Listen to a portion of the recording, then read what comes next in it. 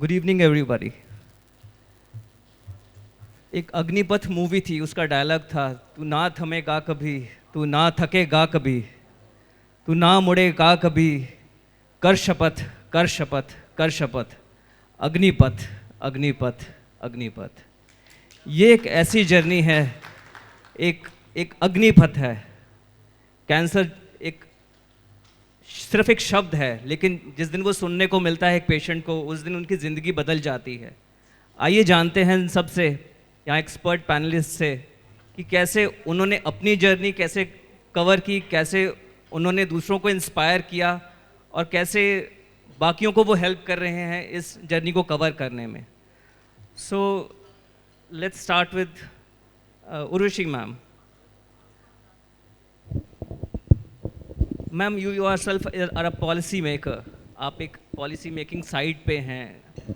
तो आज हम जितने लोग यहाँ बैठे हुए हैं, all of us are, I would say we are lucky enough that we could afford the best of the treatment and we had the best of the facilities and support systems, right? So how can, as an organization, as a public organization, we can make some changes to help patients who are not so fortunate, जिनके पास उतने means नहीं हैं, जो government hospitals में जा रहे हैं, उनकी जर्नी हम कैसे स्मूथ कर सकते हैं? क्या पॉलिसीज़ हम डेवलप कर सकते हैं मैम? Thank you. ये बहुत ही इम्पॉर्टेंट सवाल है, और गवर्नमेंट हॉस्पिटल्स की ख़ास तौर से बात करें तो जैसे हम सब जानते हैं बहुत एनीवे उन पे काफ़ी हद तक प्रेशर है। जो डॉक्टर्स हैं वो बहुत लोगों को केटर करते हैं, तो वो एक चैलेंज रहता है। इसलिए डॉक्टर्स के साथ साथ सपोर्ट लोगों का होना, और जैसे पहले भी हमने पैनल पे सुना कि डॉक्टर्स के साथ एक पूरी टीम एक तरह से काम करनी चाहिए। सिर्फ एक ऑन्कोलॉजिस्ट हर चीज़ नहीं कर सकते, और गवर्नमेंट हॉस्पिटल में तो और भी मुश्किल हो जाता है जब आपके पास हज़ारों पेशेंट आ रहे हैं जिनको एक वो बेयर मिनिमम भी आपको केयर प्रोवाइड करने के लिए काफ़ी जद्दोजहद हो जाती है उसमें। तो ऑफ़ कोर्स हमें वो सिस्टम को इम्प्रूव करना है, अपने जो स्पेशलिस्ट हैं, डॉक्टर्स हैं, वो नंबर्स बढ़ाने हैं, हर तरफ पे हमारी कोशिश है।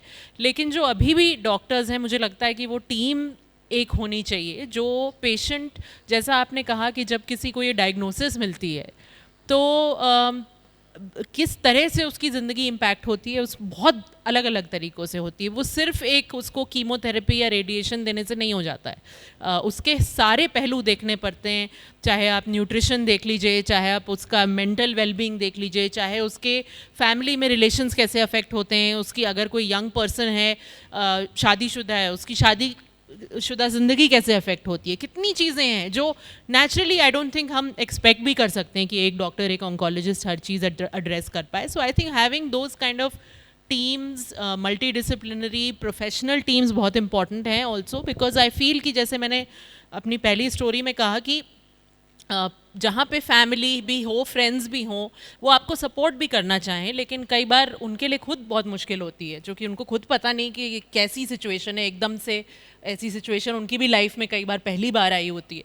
सो उनको भी सपोर्ट चाहिए होता है एक तरह से। तो I think that kind of going beyond just the doctor, the oncologist, having a multidisciplinary team, वो मुझे लगता है कि उन चीज़ों पे हमें ध्यान देना, एंड स्पेशली जो मेंटल, साइकोलॉजिकल, इमोशनल वेलबींग है किसी भी पेशेंट की, और उनके जो और पहलू हैं उनके हेल्थ के, उनके वेलबींग पे, उन पे भी ध्यान देना बहुत ज़रूरी है।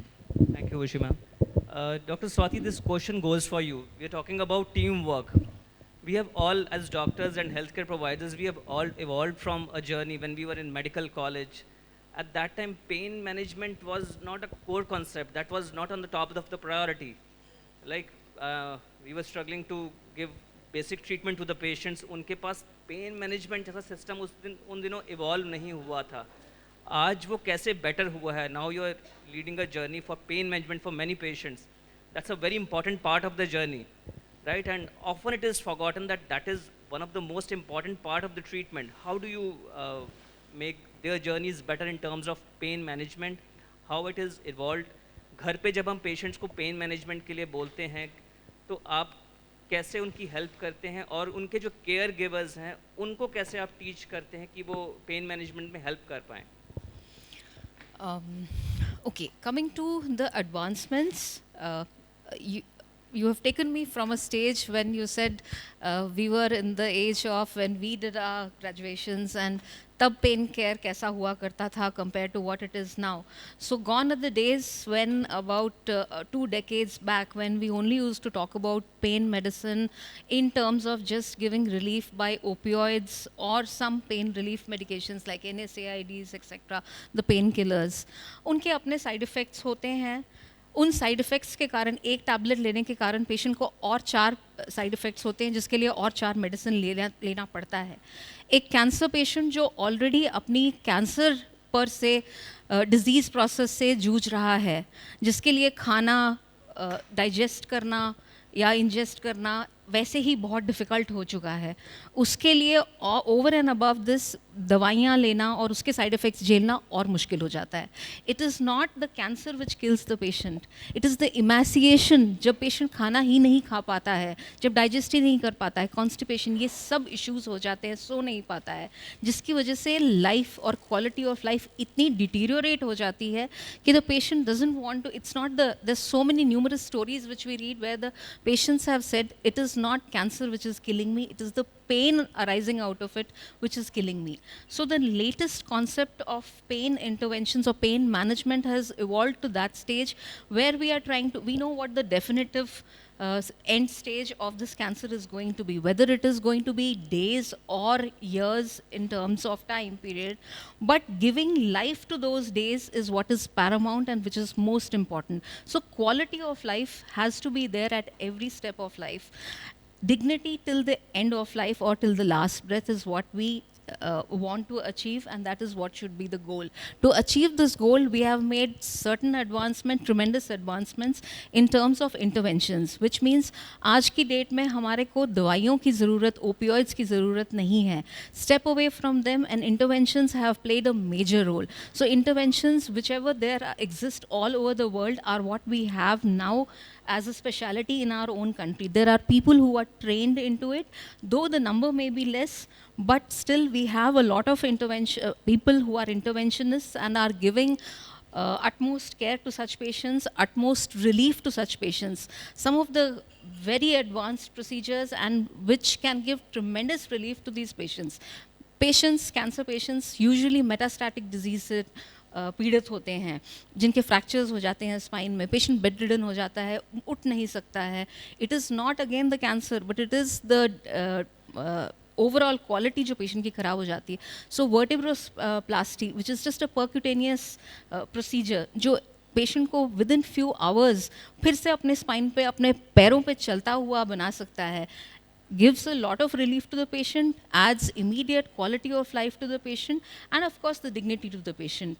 Intrathecal placements of drug devices जो आपकी बॉडी के अंदर ही रखे जाते हैं, उनको इम्प्लांट किया जाता है आपकी स्पाइनल कॉर्ड के अंदर, so that they deliver continuous medications. These are just hardly some minuscule of the dose which we otherwise give अगर हमें ओरली लेना पड़ता है. With the result tremendous pain relief आता है और साइड इफ़ेक्ट्स बिल्कुल अवॉइड किए जाते हैं. So these are some of the procedures जो ऑल ओवर द वर्ल्ड किए जाते हैं और आज हमारी कंट्री में भी हो रहे हैं. द अनफॉर्चुनेट पार्ट इज़ कि हमारी कंट्री में अवेयरनेस काफ़ी कम है. So I think what majorly we need to do is we need to make people aware about it. Besides the medical fraternity, I think most of the patients who come to us are those who are related to some doctor or the other. But we should go one step ahead and make these procedures and these interventions known to each and every person who's related or non-related in the medical field, so that patients, whoever, wherever they are, they can seek this help and can be pain relief. As far as coaching or teaching for the family is concerned, ये बहुत ज़रूरी है कि patients के attenders को बताया जाए कि कैंसर से मरना या फिर पेन बर्दाश्त करना is not the ultimate. Nowadays इतने प्रोसीजर्स हैं, इतने ट्रीटमेंट्स हैं कि पेशेंट सर्वाइव कर सकता है, but at the same time we also have to make them, this is a dynamic process, it keeps changing from day to day और month on month. So may be getting 100% pain relief may not be a tangible goal to look at, but somewhere around 90-95% relief is totally possible, and this should be taught to everybody, and it is the right and role for every doctor to give it to the patients, as well as it is the right of every patient to receive this. Thanks for the input Swati. Anchal, this question is for you. Ma'am ने दो बातें बोली कि cancer patient जो होता है ना, उसको पेन से दिक्कत होती है और इमेसिएशन से दिक्कत होती है, भूख. मैं एक प्राइवेट सेक्टर में काम करता हूँ, मैं पेशेंट को बोल देता हूँ अच्छा खाना खाना. कई बार हम इंसेंसिटिव हो जाते हैं, कई बार सामने वाला पेशेंट वो अच्छा खाना अफोर्ड ही नहीं कर पाता है. ठीक है, आप मील्स ऑफ हैप्पीनेस रन करती हैं, आपने भूख को बहुत करीब से देखा हुआ है. Your journey has been very tough. आप कैसे एड्रेस करते हो वो भूख वाला जो पार्ट होता है, जो एक अच्छा न्यूट्रिशन वाला जो पार्ट होता है, वो कैसे हेल्प कर सकते हैं? जो आदमी 2 वक्त का खाना अफोर्ड नहीं कर सकता, उसके लिए कैसे हेल्प करें? उसके लिए जैसा कि आपने कहा कि पिछले 2.5-3 साल से हम लोग इस पे काम कर रहे हैं, और हमारे पास पिछले 2.5-3 साल में करीब हम 8 से 10 हज़ार फैमिलीज़ को एड्रेस कर चुके हैं. सो हम क्या करते हैं कि हम लोग, इट्स वेरी इंपॉर्टेंट, पहली बात तो कि जो गरीब होता है वो सिर्फ कैंसर से नहीं, वो भूख से ज़्यादा तड़पता है और मरता है. ये फैक्ट है. आई हैव मीट पीपल जो अपना सब कुछ बेच के सड़क पे रह रहे हैं और उसके बाद भी उनके पास एक टाइम का खाना नहीं है, विच इज़ ट्रू. उसके बाद हम लोग क्या करते हैं, अभी ऐसी फैमिलीज़ को हम लोग जाते हैं, आइडेंटिफाई करते हैं, उनका मेडिकल पूरा स्टेटस चेक करते हैं, what situation they are going through, उनके पास फंड्स है या नहीं है, पूरा बैकलॉग चेक करने के बाद में then we identify families and we help them till the time they are here in Delhi and having their treatment. We will provide them the whole month ration kit which contains all the healthy thing they need except milk, rice, flour, jaggery. हमें लगता है कि महंगी चीज़ों में ही nutrition values जो हैं वो बहुत ज़्यादा हैं, बट ऐसा बिल्कुल भी नहीं है. There are local resources and sources also there, जैसे गुड़ हो गया, चना हो गया, इस तरीके की चीज़ें भी बहुत वैल्यू ऐड करती हैं. तो हम ये बेसिक जो आइटम्स होते हैं उनसे एक किट बनाते हैं, and we are make sure कि जब तक वो है उस भूख से एटलीस्ट वो इफ़ेक्ट ना हो. So this is the simple thing we are doing. Ambika ma'am, आप एक ऑर्गेनाइजेशन की हेड हैं, कैंसर सपोर्ट ऑर्गेनाइजेशन की हेड हैं, and your role is very important in the society, specially for the palliative care, right? So palliative word जो है Latin word से derived है, pallium, which means cloak means cover कर देना patients का. जो हम कई पेशेंट्स को ट्रीट नहीं कर पाते हैं, उनका सिर्फ हम पेन रिलीफ कर पाते हैं, उनके जो बाकी पैरामीटर्स हैं वो हम कंट्रोल कर सकते हैं, मिटिगेट कर सकते हैं. तो आपकी जो ऑर्गेनाइजेशन है वो कैसे हेल्प करती है? जो लोग अफोर्ड नहीं कर पाते हैं उनको आप कैसे हेल्प करते हैं ताकि उनको पैलिएटिव केयर घर पे मिल सके? पहले आपने बड़ा अच्छा डिफ़ाइन किया पैलियम को कि एक क्लोक है. जैसे एक क्लोक, एक अम्ब्रेला हमको मौसमी विपदाओं से बचाता है, उसी तरह पैलिएटिव केयर जो है वो हमें कैंसर या दूसरी सीरियस इलनेसेस के साथ जो सफरिंग जुड़ी हुई है उसको दूर करने में मदद करता है. यहाँ जितने भी डॉक्टर्स बैठे हैं वो उन्होंने पढ़ाई की है हैरिसन्स बुक ऑफ मेडिसिन की.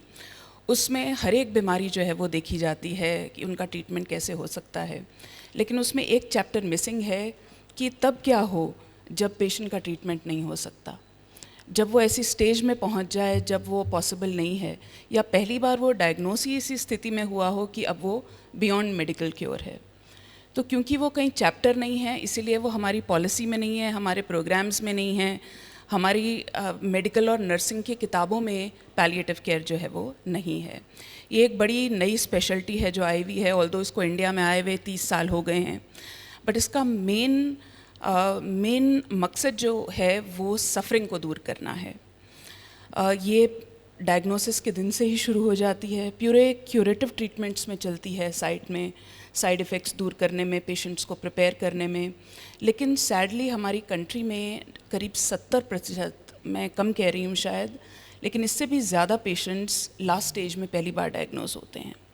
अब इन पेशेंट्स के लिए क्या किया जाए? इनको पेशेंट्स को तो घर भेज दिया जाता है, कौन देखभाल करेगा इनकी? ये जो इतनी पेन में हैं, सिर्फ फिज़िकल पेन में नहीं है, ये फंक्शनल पेन में है, इनकी फैमिलीज़ पेन में है, इमोशनल पेन में है, गुस्से में है, डर है इनको, मरेंगे, भगवान ने ऐसा क्यों किया हमारे साथ. तो ये सारे क्वेश्चंस, ये सारे पेन्स, इतना फाइनेंशियल पेन जो कैंसर के साथ जुड़ा हुआ है, उस सफरिंग को दूर करने के लिए पैलिएटिव केयर बहुत मुख्य भूमिका निभाता है। तो हमारी ऑर्गेनाइजेशन का जो फ्लैगशिप है वो होम बेस्ड पैलिएटिव केयर है, यानी कि हमारी टीम्स जो हैं वो पेशेंट्स के घर जाके उनकी देखभाल करती हैं, क्योंकि अब उनमें इतनी शक्ति नहीं है कि वो अस्पताल आ सकें। तो जैसे कि अभी यहाँ हमारे पैनलिस्ट ने कहा कि बहुत सारे पेशेंट्स जो हैं वो इतने पुअर हैं कि वो कहीं अपने आप को दिखा नहीं सकते। बट क्वेश्चन तो ये है कि पैलिएटिव केयर कहीं प्राइवेट अस्पतालों में भी मौजूद नहीं है, कहीं है ही नहीं उसका नामो निशान। और ज़्यादातर जो ये पेशेंट्स हैं ये क्या चाहते हैं? ये चाहते हैं कि जो अब हमारी बाकी बची हुई ज़िंदगी है वो कंफर्टेबल हो, फंक्शनल हो, हम उसके कंट्रोल में रहें, हमारा सेल्फ वर्थ हो। क्योर तो अब बहुत दूर की बात है, लेकिन अब जो गोल है वो क्वालिटी ऑफ लाइफ है, एब्सोल्युटली, जो कि ले जाएगी ये क्वालिटी ऑफ डेथ में। तो ये जो मल्टी इतने मल्टी डायमेंशनल पेन्स हैं उनको दूर करने के लिए एक मल्टी डिसिप्लिनरी टीम की ज़रूरत होती है, जिसमें मुख्यतर डॉक्टर्स, नर्सेज और काउंसलर्स होते हैं। टीम का पहला मकसद जो है वो पेशेंट को और उसकी फैमिली को इन्फॉर्मेशन देना है, डीमिस्टिफाई करना है कि वो कहाँ हैं अपनी कैंसर की जर्नी में। क्योंकि जब तक ये इन्फॉर्मेशन नहीं पता, लोग एक मिरेकल क्योर की तलाश में भागते हैं। इस पहाड़ पे ये मिल जाएगा, थोड़ा सा गोमूत्र पी लें तो शायद कुछ हो जाए, चाहे वो हमारी डिग्निटी के ही खिलाफ क्यों ना हो। तो वो जानना चाहते हैं कि क्या पॉसिबिलिटीज़ हैं, चाहे वो दिनों में हो, चाहे जज्बातों में हो, चाहे रिलेशनशिप्स में हो, चाहे ट्रांसेंडल मेरे और भगवान के रिश्ते में हों, क्या पॉसिबिलिटीज़ हैं। तो यही डीमिस्टिफिकेशन की अब क्या हो सकता है एम्पावर करता है पेशेंट्स को भी और फैमिलीज़ को भी इन्फॉर्म्ड डिसीजंस लेने के लिए कि अब इन थोड़े दिनों में क्या चीज़ है जो मुझे चाहिए। किसी को चाहिए कि मुझे बिल्कुल पेन ना हो, कोई कहता है कि मैं किसी से माफ़ी मांगना चाहता हूँ, कोई कहता है मैं 4 धाम की यात्रा करना चाहता हूँ। अब ये चीज़ें मेडिकल और नर्सिंग उसमें नहीं समझाई जाती कि जो पेशेंट चारपाई से नहीं उठ सकता वो 4 धाम की यात्रा कैसे करेगा, लेकिन वीडियो है जो उसके पास लाया जा सकता है। तो उस वक़्त उसको क्या मीनिंग है, उसकी लाइफ का क्या मीनिंग है डेथ के फेस में, वो पैलिएटिव केयर सॉल्व करता है, जिसमें पेन मैनेजमेंट है, खूब सारी नर्सिंग केयर है, उनके जितने भी साइकोसोशल सवाल हैं, फाइनेंशियल कंसर्न्स हैं, उनको इस तरह से ये देखा जाता है कि जो भी अब दिन बच गए हैं वो मैनेजेबल हों, मीनिंगफुल हों और सबके लिए मेमोरेबल हों। गुप्ता साहब, नेक्स्ट क्वेश्चन आपके लिए। आप एजुकेशन से जुड़े हुए हैं, आप खुद एक इस जर्नी से निकल चुके हैं और एक एजुकेशन से जुड़े हुए हैं। यंगस्टर्स जो हैं, यंगस्टर्स को भी कैंसर होता है, बच्चों को भी होता है। जब उनको पहली बार खुद उनको पता चलता है कि उनको कैंसर हुआ है, एक ऑलरेडी वो उस उम्र में होते हैं जहाँ वो हार्मोनल सर्जरी से गुजर रहे हैं, उनकी अपनी साइकोलॉजिकल चेंजेस हो रहे हैं, उसमें उनको एक झटका लगता है आके कि कैंसर हो गया है। How do you deal with them? आप उनको एजुकेट कैसे करते हैं, या कभी आपके क्या पर्सनल एक्सपीरियंस रहे हैं उनको हैंडल करने के, टैकल करने के लिए? डॉक्टर साहब, आपका क्वेश्चन बहुत अच्छा है। मैं एजुकेशन फील्ड में पिछले 16 साल से हूँ, और चूँकि मुझे ही कैंसर हुआ, 2001 में कैंसर हुआ, रेक्टल कैंसर हुआ, और मेरा इलाज SCG अहमदाबाद में हुआ, बहुत अच्छे से हुआ। तो वहाँ जो मैंने देखा कि एक टीम जो है किस तरीके से काम करती है, जैसे मैम ने भी कहा पैलिएटिव केयर की बात की, या फिर मैम ने बोला जो भूख से भी काफ़ी परेशानी होती है। क्योंकि मैं हॉस्पिटल में था तो मैंने ये सब देखा, अनुभव किया कि इस तरह के भी पेशेंट्स आते हैं जहाँ पैसे की समस्या होती है, बट वहाँ पर काफ़ी अच्छे से ट्रीटमेंट हुआ हमारा।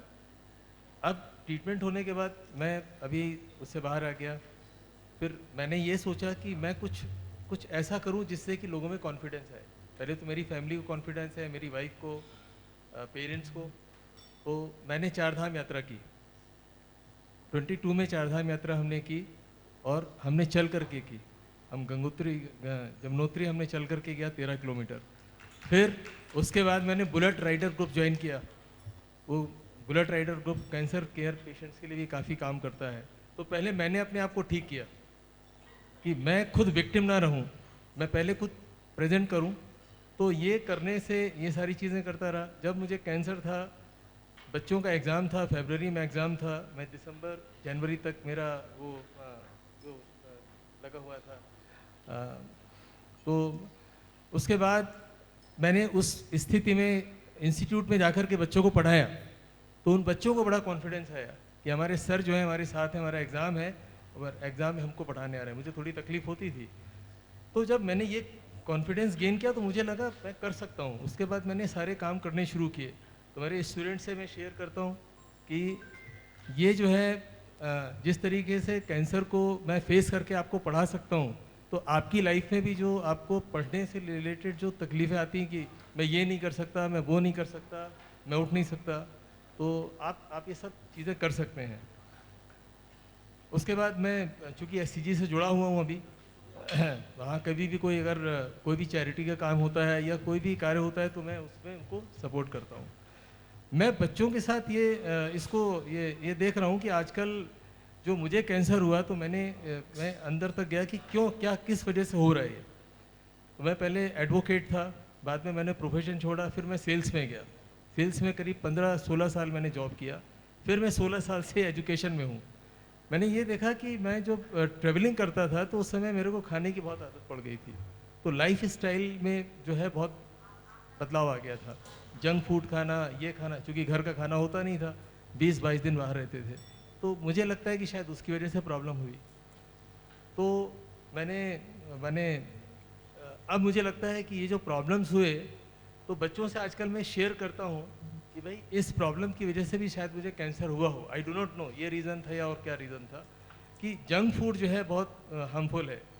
इंस्टीट्यूट में जो बच्चे पढ़ने आते हैं 90% बच्चे जंक फूड लेते ही हैं। तो मैं उनको समझाता हूँ कि किस तरीके से आपको हार्म कर रहा है, जंक फूड कैसे हार्म करता है, और ये लेटर ऑन, आज आपको नहीं मालूम पड़ रहा है, आज अच्छा लगता है, कल के दिन ये आपके लिए एक प्रॉब्लम क्रिएट कर सकता है। फिर दूसरा, बच्चे आजकल एक्सरसाइज नहीं करते हैं, साइकिलिंग नहीं करते हैं। आजकल माँ बाप भी जो है उनको बच्चे को घर से बाहर अगर 100 मीटर दूर भी छोड़ना है तो कार से छोड़ने आते हैं। तो मेरा यही रहता है कि आप खुद भी पैदल चलिए और बच्चों को पैदल चलाइए। तो मैंने अपने इंस्टीट्यूट में शुरू किया कि बच्चों को मैं साइकिलिंग कराता हूँ। हर संडे, हर 15 दिन पे उनको साइकिलिंग लेकर के आना है और संडे के दिन हमको साइकिलिंग करनी है। Absolutely, you have to lead by example. I lead by example. फिर बुलेट राइड मैंने शुरू किया। तो ये सारी चीज़ें मैंने, फिर टाइम मैनेजमेंट शुरू किया कि सुबह 4 बजे से लेकर के रात को 10 तक का क्या टाइम होना है, मतलब हर बच्चे का अलग अलग होता है, उसके हिसाब से टाइम मैनेजमेंट कराता हूँ। तो उससे ये हो रहा है कि बच्चे को तो खाने की जो हैबिट्स, जो आदत पड़ गई है वो कम की जाए। दूसरा, उनका जो उठने की हैबिट नहीं है, वो टाइम से उठते नहीं, पढ़ाई नहीं करते, तो उसको कैसे किया जाए। तीसरा, एक्सरसाइज एंड ये थोड़ा अपने शरीर के बारे में थोड़ा ख्याल रखें। तो अगर ये सारी चीज़ें की जाएं तो उनमें फ़र्क पड़ेगा। अभी ऐसा होने लगा है कि जब मैंने बच्चों के साथ ये किया तो बच्चों के पेरेंट्स, उनके घर में किसी को कोई कैंसर का पेशेंट हुआ तो वो मुझे एज ए साइकोलॉजिस्ट बुलाते हैं कि सर आप आओ, और मेरे पापा को हुआ, मेरी मम्मी को हुआ, वो बहुत डरते हैं अभी, आप इनको ऐसा, ये ज़रा थोड़ा सा इनको मोटिवेट करो। तो मैं जाता हूँ वहाँ पर, उनको मोटिवेट करता हूँ। तो यंग जनरेशन के लिए तो मेरा यही कहना है कि एक तो फूड हैबिट्स वो हमको चेंज करनी ही पड़ेगी, उसके लिए हमें अवेयरनेस क्रिएट करनी है। क्योंकि फूड इंडस्ट्री में मेरे काफ़ी दोस्त काम करते हैं, वो बताते हैं कि ऐसी ऐसी चीज़ डाल ली जाती है जिससे खाना बहुत टेस्टी हो जाता है, लेकिन इट इज़ वेरी हार्मफुल। आपने जैसे स्पोर्ट्स की बात की, सुमन मैम हैं डायरेक्टर लोकसभा से, वो भी इस जर्नी से गुजर चुकी हैं, वो एक इम्पॉर्टेंट चेयर पे भी हैं और एक खुद स्पोर्ट्स पर्सन भी रह चुकी हैं। जब आपको पहली बार पता चला तो आपके मन में ऐसा सवाल आया कि वाई मी, मुझे कैसा क्यों हुआ? इसके सोशल टैबूज़ भी हैं, इस बीमारी का नाम जैसे ही आता है कई बार लोग आपको जज करना शुरू कर देते हैं, लोगों को मालूम नहीं होता कि पेशेंट के साथ बात कैसे करनी है। आपकी उसके बारे में क्या राय है? आप कैसे अब दूसरों को सेंसिटाइज करते हैं कि कैसे कम्युनिकेशन करें पेशेंट्स के साथ, या फिर जैसे वर्क प्लेस है उस पर लोगों को कैसे आप सेंसिटाइज करते हैं कि अपने कुलीग से कैसे उनको बात करें, किसी को कैंसर डायग्नोज हुआ उनके साथ कैसे डील करें? थैंक यू डॉक्टर साहब।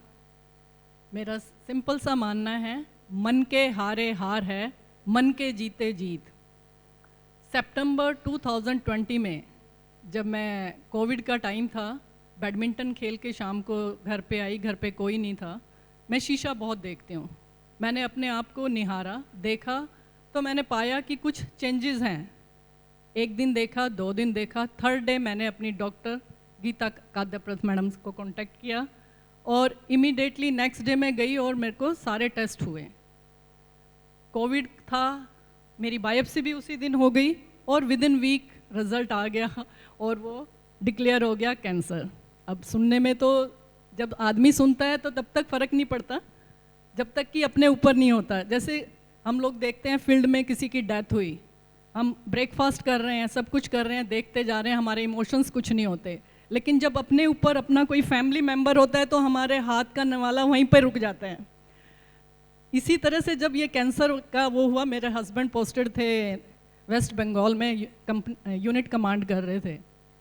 अब कैंसर हो गया, एक बार रोना ज़रूर आता है, लेकिन फिर लगता है नहीं, ज़िंदगी को ऐसे नहीं छोड़ना है। मेरे को पहली बार रियलाइज़ हुआ कि मैंने अपने लिए तो कुछ किया ही नहीं। बच्चे, पेरेंट्स, हस्बैंड, ऑफिस, मतलब मेरी पूरी लाइफ बस गाड़ी, स्कूटर, बच्चों को लेना छोड़ना, ऑफिस का काम। That day I have realise, हे प्रभु एक अपॉर्चुनिटी दे दे, अब जो भी करूँगी मैं सिर्फ और सिर्फ अपने लिए करूँगी। वो मेरी ज़िंदगी का इतना बदलाव का दिन था। पहले मैं सबके लिए सोचती थी, लेकिन जब डॉक्टर गीता मैडम से मिले, पूछा कि गीता मैं जीना चाहती हूँ, what is the best, she said removal. तो मैंने कहा ठीक है, गो फॉर दैट। कहती नहीं भाई साहब को आने दो। मैंने कहा यार वो क्या करेंगे, ये मेरा शरीर है, मैंने डिसाइड करना है, उनका क्या रोल है। बस मैं बुला लेती हूँ उनको फील्ड से, भाई आ जाइए मेरा ऑपरेशन है। हस्बैंड को बताया, आए। लेकिन मैं एक चीज़ कहना चाहती हूँ, जब हम इन हालातों से गुजरते हैं तो अगर हमारा फैमिली सपोर्ट हमारे साथ है तो हम बहुत जल्दी उभर कर आते हैं। और आप एक चीज़ ध्यान रखिए, जब आप अपने आप से प्यार नहीं करेंगे तो दुनिया क्या खाक प्यार करेगी आपको। पहले हम अपने आप से प्यार करें, अपनी खुद की केयर करें, तभी दुनिया हमें पूछेगी, तभी घर वाले पूछेंगे। ये कहना, लोग बोलते हैं ना, सिंपैथी नहीं चाहिए, आप कर्म करते रहिए।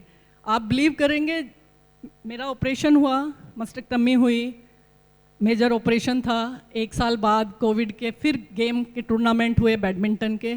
अब टूर्नामेंट डिक्लेयर हो गए लोकसभा में और पिछले 5 साल से मैं कंटिन्यूअस सिंगल और डबल्स खेल रही थी। अब मेरे मन में वो हलचल हुई, हाय राम, राइट हैंड है, मैं खेल पाऊंगी या नहीं। मैंने गीता मैडम को कॉल किया, गीता मैडम टूर्नामेंट है, क्या करना है, खेलना है, गो फॉर दैट। मना किसने किया है, जस्ट थोड़ी सी प्रिकॉशंस रखनी है, स्वेलिंग ना आए, और थोड़ा हल्का हल्का वेट लिफ्टिंग करो और स्टार्ट करो। आप बिलीव करेंगे, मेरे हस्बैंड गुड़गांव से आर के पुरम आते थे मेरे कॉम्प्लेक्स में, और 1 महीना हम दोनों ने प्रैक्टिस की, और फाइनल में जब मैं खेली तो उससे भी बढ़िया खेली और तीनों ले गई, सिंगल, डबल और मिक्स।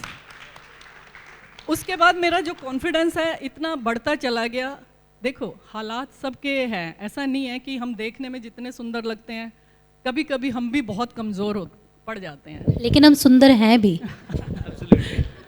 जिस दिन मेरी एनर्जी बहुत कम होती है, मन नहीं होता ऑफिस जाने के लिए, तो मैं अपनी वार्डरोब खोलती हूँ और उसमें जो सबसे सुंदर साड़ी होती है ना, वो निकालती हूँ, और नहाने के बाद जब ड्रेसअप होती हूँ, शीशे में देखती हूँ तो अपने आप को सल्यूट करती हूँ, कहती हूँ हे प्रभु ऐसा भी बना के रखेगा तो बहुत है।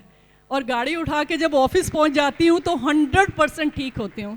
तो मेरा एक छोटा सा मैसेज यही है कि जो भी बीमार होता है, अभी इस सभागार में इतने लोग बैठे हैं, डॉक्टर, स्पेशलिस्ट, यंग बच्चे, अगर मैं पूछूं कि कोई एक बंदा ऐसा हो कि जिसको कोई बीमारी हो ना हो, मुझे नहीं लगता कोई ऐसा मिलेगा। फिर कैंसर से किस लिए डरना है, वो भी एक छोटी सी चीज़ है। लोगों को बीपी है, शुगर है, हाइपरटेंशन है, क्या नहीं है ज़िंदगी में। तो हमें जो चीज़ मिली है उसका शुक्राना अदा करना है। रात को हम सोते हैं, सुबह लाखों लोग उठे नहीं, कम से कम इसी बात का प्रभु को शुक्राना कर दे कि मैं उठी हूँ, आज मेरा जीवन स्टार्ट हुआ है। अपनी छोटी छोटी खुशियों के लिए हम बड़ी खुशियों के लिए हम छोटी खुशियों को नौछावर कर देते हैं। मैं सबसे अनुरोध करती हूँ, हर पल को जियो, हर मोमेंट को जियो। आज ये सोचो कि आज मेरा ये आखिरी दिन है तो मैंने क्या क्या काम कंप्लीट करके सोना है। अब मैंने सोच लिया था कि हे प्रभु, अब मैं जीऊँगी सिर्फ और सिर्फ अपने लिए। मैं ट्रैकिंग भी करती हूँ, साइकिलिंग भी करती हूँ, अपने सारे काम खुद करती हूँ और साथ में कैंसर मेंटर का भी काम कर रही हूँ। मेरे ऑफिस में एक दिन मेरे एक इंस्पेक्टर की भाभी का ऑपरेशन हुआ 4 दिन से। उसने देखा मैडम तो 20 दिन बाद ऑफिस आ गई। कहते हैं मैडम मेरी भाभी आई हुई है, प्लीज़ घर चलोगे? तो बालकनाथ जी ऑनरेबल मेंबर की कोठी पास में थी, वहाँ पे वो ठहरी हुई थी। मैं गई, विंटर सेशन था, साड़ी कोट वगैरह पहना हुआ था। तो जब उस मुकेश से मिली तो मैंने कहा क्यों इतना मुंह लटका रखा है? हाथ ऐसे करके बैठी हुई थी, कोई मूवमेंट नहीं। मेरा बहुत बड़ा ऑपरेशन हुआ है, अलवर से आई हुई थी। तो मैंने कहा मेरा भी हुआ है। नहीं मैडम आप झूठ बोल रहे हो। मैं उसको अंदर लेके गई रूम में, मैंने उसे दिखाया और बताया कि नहीं तू सब कुछ कर सकती है जो मैं कर सकती हूँ। और मैंने वो जो एक्सरसाइज डॉक्टर गीता ने बताई थी 10 एक्सरसाइज उसको बताया। 15 डेज़ के बाद जब वो वापस आई अपने स्टिच कटाने, तो उसके हस्बैंड इतना बड़ा गुलदस्ता, साथ में मिठाई का डब्बा। कहते हैं मैडम आपने मेरी वाइफ को ज़िंदगी दे दी, नहीं तो ये सोची थी कैंसर मीन्स मौत। क्योंकि हमारा मीडिया इस तरह से दिखाता है, हमारी पिक्चर इस तरह से दिखाता है, कोई बीमार हो गया उसके बाद उसकी डेथ। तो मीडिया वालों से भी अनुरोध है अच्छी चीज़ें दिखाएं। इतने सुंदर सुंदर लोग बैठे हैं, कैंसर के बाद भी बहुत कुछ कर सकते हैं। मैम एक last question, Urvashi ma'am this is for you. हम सबके लिए सेल्फ लव सबसे ज़रूरी है at the end of the day. How do you do that? I heard you are a trained salsa dancer also, am I right? salsa and bachata dancer. Two steps forward, one step back. बचाता का rule है। हाँ, so बिल्कुल। कैसे self love पे एक कुछ बताइए प्लीज। नहीं, सेल्फ लव पे तो इन्होंने इतना बढ़िया एक्चुअली बोल दिया है already, but I completely agree. And मुझे तो लगता है कि also it's not just true for cancer, I think women also in general have an issue कि हम सब चीज़ को प्रायोरिटाइज कर देते हैं और फिर अपने बारे में सोचते हैं। तो वैसा किसी को नहीं करना चाहिए regardless of cancer. And one should also prioritise oneself, one's health, one's happiness. So या सामने लिखा हुआ आ रहा है टाइम्स अप। बजर एक दिन सब जरूर बजना है, हम सबका बजना है, पर्दा जरूर गिरेगा।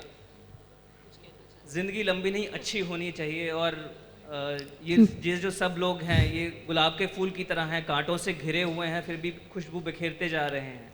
तो शायद ज़िंदगी इसी तरीके से जीनी चाहिए। Thank you so much. मेरे पास कुछ है सबके लिए जो इतनी दूर से आज लोग आए हैं। एक लाइन मैंने सोचा डॉक्टर अमन ने शायरी के साथ शुरू करी थी और इतनी शायरी होगी, मैं भी कुछ बोल देती हूँ। ये सब आप सभी के लिए जो सामने बैठे हैं, ऑल द महारथी एज वी एड्रेस बिफोर। लोगों ने कहा सब जल गया बचा क्या है, लोगों ने कहा सब जल गया बचा क्या है, और हमने कहा हम बच गए तो जला क्या है।